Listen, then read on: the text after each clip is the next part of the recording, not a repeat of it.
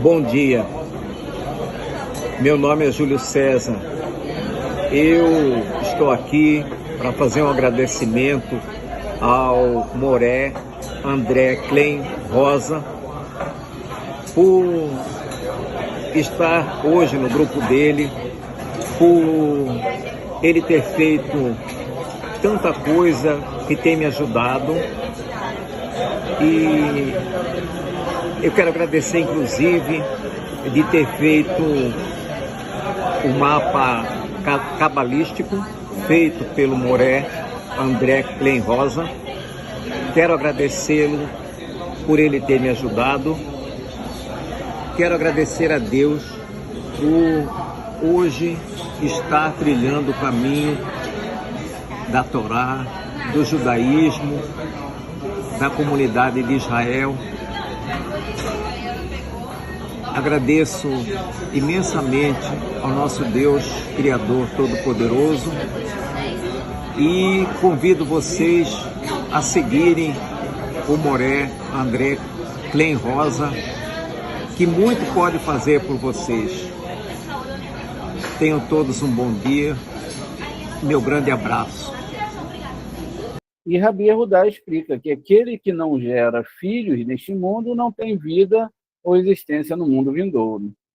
Portanto, como Hezequiarro não tinha esposa ou filho, ele orou com o rosto na parede. Uma alusão à parede a Sheriná, para que a Sheriná estivesse com ele. E Hezequiarro, então, escolheu uma esposa e orou ao Criador. Então, aprendemos que ele guardou a aliança e que chorou diante de Deus pela redenção. A relevância dessa passagem. O poder milagroso do parto, quando uma criança nasce, é transferido para todas aquelas que têm dificuldade de gerar filhos. Essa força divina também fortalece os laços espirituais entre pais e filhos para aqueles que são abençoados com filhos. Pois bem, o Rabi Yehudá abriu a discussão com o versículo. Então Hezequiarro virou o rosto para a parede e olhou para Shem, ou seja, virou o rosto para Sheriná. Isso é Ishayahu 38:2. Foi derivado do versículo que um homem deve orar perto da parede e nada deve intervir entre ele e a parede, de acordo com o versículo. Então Hezequiarro virou o seu rosto para a parede. Ele pergunta por que ele é diferente dos outros que oravam, dos quais não se diz que viraram o rosto para a parede, mas bastou dizer que eles oraram a Hashem. Porque quem reza o faz com a devida intenção, mesmo que não vire o rosto para a parede. Como se diz, Moshe orou a Hashem, Bar-Midbar 11:2. E Moshe chamou a Hashem, chamou 17:4. Mas não que ele virou o rosto para a parede. Porque diz que Hezequiarro, que ele virou o rosto para a parede e depois ele rezou. Ele responde, o segredo da questão é que sabemos que Hezequiarro, o rei, que ele não era casado, na época, e não teve esposas, nem gerou filhos. Está escrito, portanto, e Ishaiá aproximou-se dele e disse-lhe, por que morrerás e não viverás? Isso é Ishaiá 38:1. Derivamos dele que morrerás neste mundo e não viverás no mundo vindouro. Por quê? Porque ele não gerou filhos. Quem não se esforça para gerar filhos nesse mundo não tem existência no mundo vindouro, nem qualquer porção dele. Sua alma é expulsa do mundo e não pode encontrar descanso em nenhum lugar do mundo. Este é o castigo indiciado na Torá, pelas palavras, morreram sem filhos. Isso é Vaikra 20:20. Vamos ver aqui. Levítico 20:20.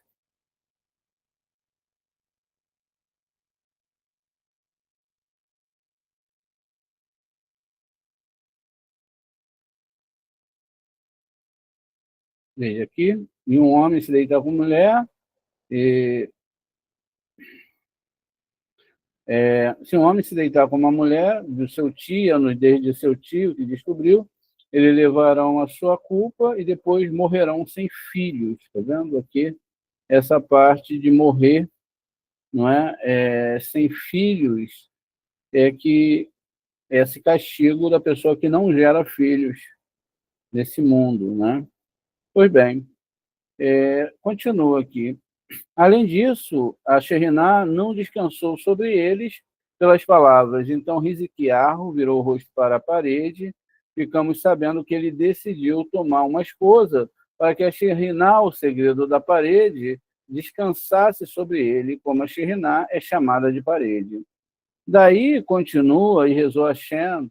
Com isso, aprendemos que quem pecou e deseja pedir perdão deve primeiro fixar o seu coração e pensar em purificar-se desse pecado, e só então rezar, do pecado de não ter filho. Como diz, busquemos e experimentemos nossos caminhos. Isso é exatamente Eira 3:40, o livro de Lamentações, 3:40. E primeiro, depois voltemos para Hashem. Isso também vai estar lá no mesmo versículo. Também aqui uma voz, uma vez que Hezequiarro estava consciente do seu pecado, está escrito, então Hezequiarro virou seu rosto para a parede em resolução para ser purificado diante da Sheriná, chamada parede, pois ele pecou naquele lugar. Uma vez que todas as fêmeas do mundo estão no segredo da Sheriná, a Sheriná repousa sobre quem tem uma esposa, mas não sobre quem não tem. Portanto, Risiquiarro resolveu ser purificado diante dela e tomou para si a responsabilidade de se casar com uma esposa. Em seguida, ele orou a Shem. Veja, então, ele primeiro fez um voto de se casar e ter uma esposa, porque ele tinha medo de ter uma esposa. Ele sabia que o Minha ia vir nos filhos dele, um dos filhos dele realmente vem como Minha, que foi aquele lá do Egito que Moshe salvou, né? E ele tinha medo de casar, e agora ele teve que assumir essa responsabilidade de casar, pois um homem sem a mulher, ele não tem a Sheriná, né? Então, um precisa do outro, um casamento é muito importante. E aí diz aqui, o muro é mestre de toda a terra. A Sheriná, como se diz, ela é a arca da aliança, o mestre de todas as terras, a terra, Yehoshua 3:11.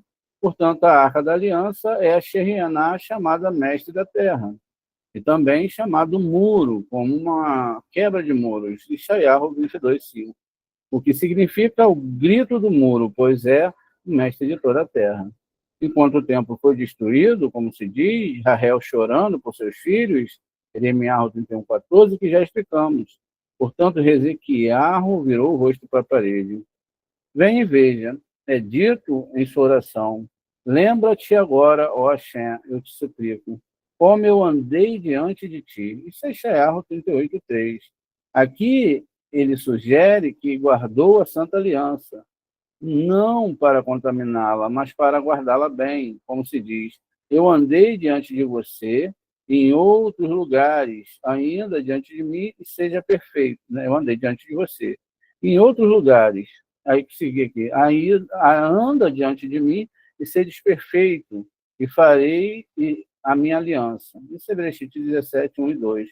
Como andar se refere à Santa Aliança. Também aqui andei significa que ele guardou bem a Santa Aliança. Na verdade, e com um coração perfeito. Significa que ele estava atento ao segredo da fé, compreendidos a verdade. E fez o que era bom aos teus olhos. Ishayahu 38:3. Significa que ele não interrompeu a sua reza entre a redenção ao Israel e a Amidá Yesod, sendo chamado de redenção e o núcleo da oração. E já temos, explicou os amigos, também que ele pretendia declarar o unissono de maneira adequada. Ele chorou, bem dolorido, por nenhum portão podia resistir às suas lágrimas e permanecer fechado. A redenção, combinada com a oração chamada de Núquiva, o anjo redentor que pode ser encontrado em toda a redenção no mundo, como já explicamos. Pois bem, e aqui vai seguir, né? Vamos seguir aqui. O anjo que redimiu. O Rabi Eleazar explica que o versículo título indica que Yaakov desejava unir o alto e o baixo, de modo que as bênçãos que ele concedeu a Malhut, nossa existência física, também seria recebida pelo corpo espirituais inferiores. Aprendemos que o versículo do título faz alusão a Tiferet, e que recebe bênção dos grandes e mais altos, e as confere aos querubins superiores, Sandafon e Metratron. Né? Os querubins superiores estendem suas asas sobre o lugar da arca 3 vezes por dia, e concede bênção aos querubins inferiores. O discurso, então, se volta para abordar o versículo: casa e riquezas são herança dos pais, mas uma esposa prudente é do Criador. Se o homem se volta para o outro lado e recebe do outro lado, no entanto, se Deus aprecia este homem por suas boas ações, ele o redime do outro lado. Ele fornece uma esposa prudente. Aprendemos que Deus combina casais de acordo com as obras dos justos, antes que ele entre no mundo. Um homem pode ser combinado com uma esposa prudente quando nasce, mas se ele se desvia do caminho da justiça, sua esposa pretendida será dada a outro. Pode ser, se ele corrigir seus caminhos, no momento em que deveria se casar com ela, outro homem será rejeitado e terá sua esposa legítima. Por fim, a discussão volta ao tema da outorga da hierarquia das bênçãos. O Rabi Yehudá explica porque as palavras Ha-Io Shivi é grafada com um Yud extra, que é uma pergunta. No versículo, a ti levanta as mãos. Então, aprendemos que o círculo do mundo é sustentado pelo ponto central, chamado a casa do santo dos filhos, né? Do santo dos santos, perdão, Kadosh HaKadoshim. A relevância dessa passagem: os espíritos celestiais que servem ao canal entre mortais e a luz do Criador são acessíveis aos leitores desses versículos místicos. Assim, a energia espiritual sagrada brilha mais neste mundo, infundando nossas vidas com bênçãos incalculáveis. A sorte de atrair nossa verdadeira alma gêmea é acesa à medida que nos tornamos mais conscientes das armadilhas materiais ilusórias que nos seduzem nessa existência física.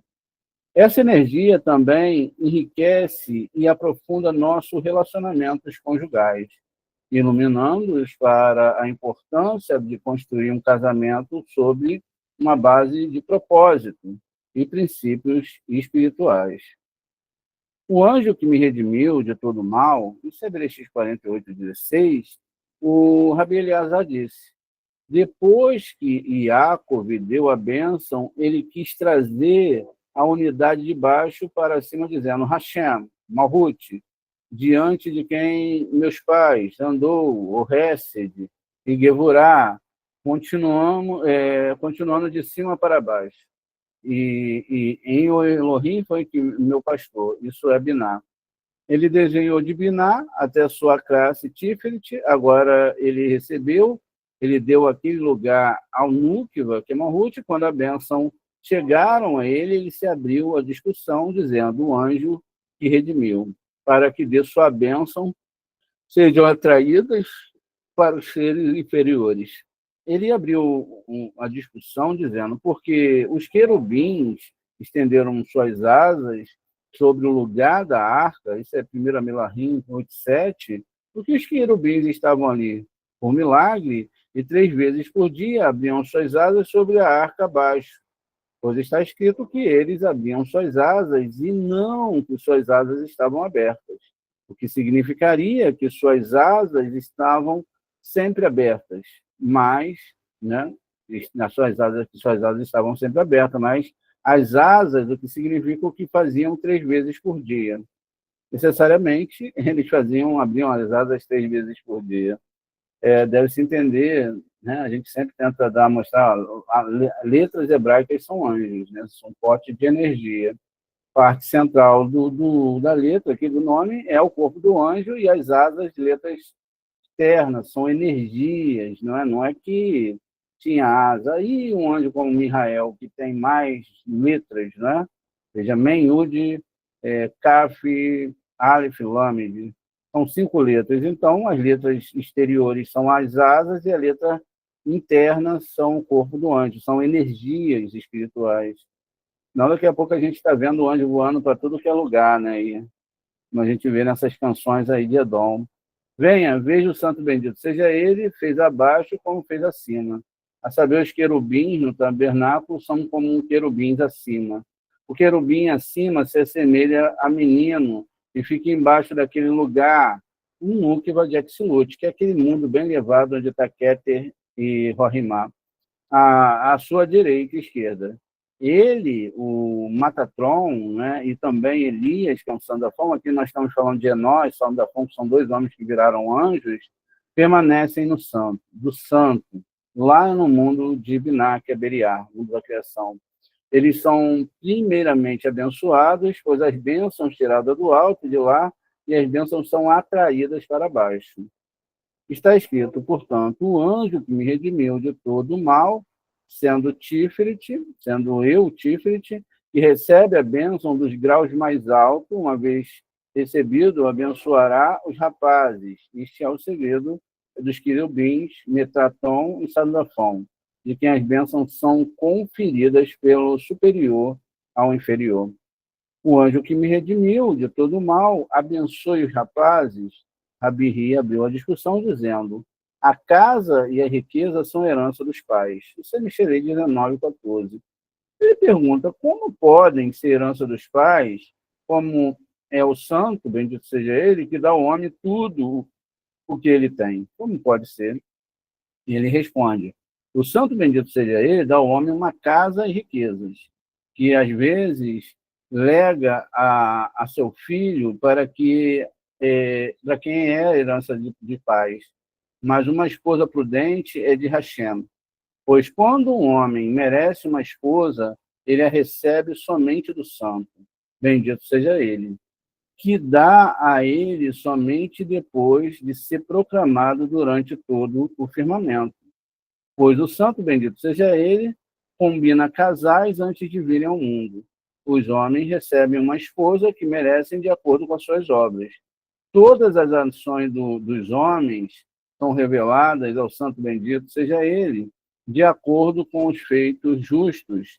Ele combina casais antes de entrar no mundo. E, às vezes, eles são unidos. A saber, foi proclamado que antes de vir ao mundo, que a filha de fulano está destinado a fulano. Mas, quando nasceu, o homem perverteu seus caminhos, sua esposa foi então dada a outro. Até que ele retifique seus caminhos, se ele fizer isso no momento em que deveria se casar com ela, o outro homem é rejeitada e ela passa a tomar o que é seu.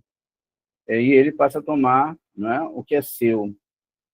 O que significa que o outro que se casou com o seu cônjuge, antes de corrigir seus atos, agora é rejeitado, ou seja, morre e recebe sua esposa dele. Ela fica viúva. Esta é uma tarefa mais difícil para o santo, bendito seja ele. Banir um homem por causa de outro. Portanto, santo bendito seja ele que dá uma esposa ao homem e por ele se formam casais, por isso diz, mas uma esposa prudente é de Hashem. Por isso, a verdade é que o santo bendito seja ele, dá tudo ao homem. Se disser que ele só dá a esposa prudente e nada mais, vem e veja. Embora o santo bendito seja ele, prepara, se não bondade para os homens, se o homem se desviar do caminho do santo bendito seja ele, para o outro lado, ele receberá o que lhe é devido, do outro lado, ao qual ele se fissurou, se apegou, junto com as acusações e males. Ele não recebe do santo bendito seja ele, mas do lado mal ao qual se apegou, por causa das suas obras. Então, é o lado mal que vai castigar as pessoas. É o lado mal ao qual ele se apegou que vai trazer juízo e não o borê. Pois bem, Iacov disse, portanto, o anjo que me redimiu de todo mal significa que eu não fui provido de uma esposa do outro lado, e os meus filhos não eram defeituosos, mas eram todos de justos e completos até a perfeição, desde que ele foi redimido de todo mal. O outro lado, Iacov não se apegou em nada ao outro lado. Portanto, o anjo que me redimiu de todo mal, abençoe os rapazes ou as crianças, porque eles são dignos de serem abençoados. Aqui é uma pergunta. Por que Yosef guardou a Santa Aliança sobre isso? E Yosef disse, eles são meus filhos, a quem Elohim me deu. Nisso, a saber, mostrou-lhe o segredo da aliança chamada isto, não é? Que guardou, ou seja, isto aqui, da palavra dessa aliança, a gente já vai descobrir.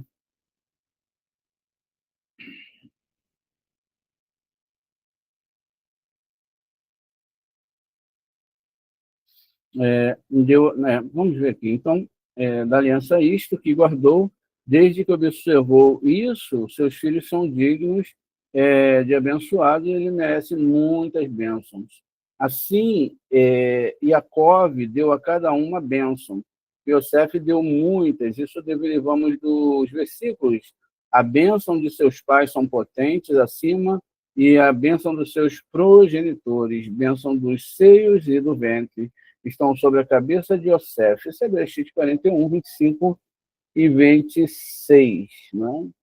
Então, a palavra aqui que ele fala isto, né, é a palavra estizer, né, a palavra que é definida também como a parte masculina da divindade. Muito bem. A gente segue em frente aqui, então.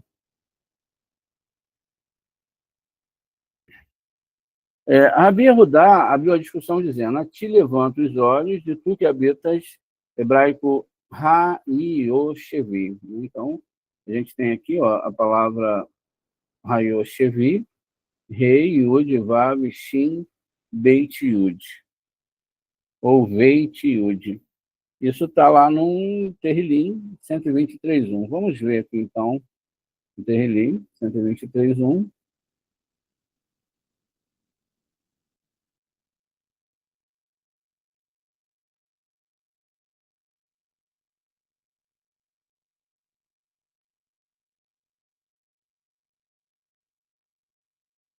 Diz aqui, né?